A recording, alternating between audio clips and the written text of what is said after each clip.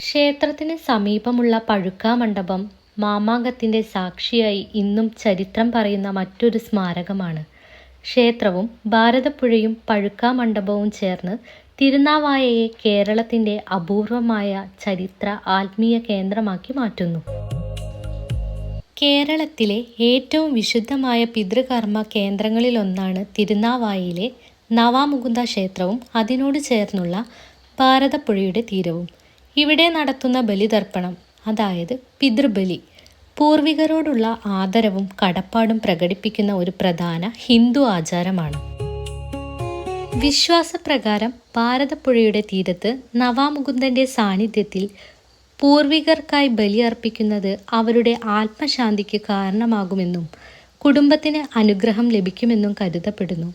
അതുകൊണ്ട് തന്നെ കേരളത്തിൻ്റെ വിവിധ ഭാഗങ്ങളിൽ നിന്നു മാത്രമല്ല, മറ്റ് സംസ്ഥാനങ്ങളിൽ നിന്നും വിദേശങ്ങളിൽ നിന്നു പോലും ഭക്തർ ഇവിടെ എത്താറുണ്ട്.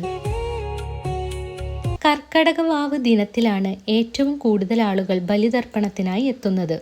പുലർച്ചെ മുതൽ ഭാരതപ്പുഴയുടെ തീരം ഭക്തജനങ്ങളാൽ നിറയും. പുരോഹിതരുടെ നേതൃത്വത്തിൽ ദർഭ, എള്ള്, അരി, ജലം തുടങ്ങിയവ ഉപയോഗിച്ചാണ് ബലികർമ്മങ്ങൾ നടത്തുന്നത്.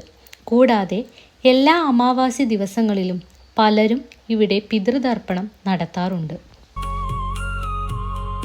ബലിതർപ്പണത്തിന് ശേഷം ഭക്തർ നവാമുകുന്ദ ക്ഷേത്രത്തിൽ ദർശനം നടത്തി പ്രാർത്ഥിക്കുന്നതും ഒരു പ്രധാന ആചാരമാണ്. പിതൃസ്മരണയും ഭക്തിയും ഒരുമിക്കുന്ന ഈ അനുഭവം തിരുനാവായയെ കേരളത്തിലെ ഏറ്റവും പ്രധാനപ്പെട്ട പിതൃതീർത്ഥങ്ങളിൽ ഒന്നാക്കി മാറ്റിയിരിക്കുന്നു.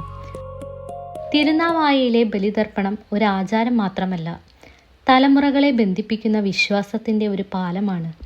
ജീവിച്ചിരിക്കുന്നവർ പൂർവികരെ സ്മരിക്കുകയും ആദരിക്കുകയും ചെയ്യുന്ന ആത്മീയ നിമിഷമാണ് അത്.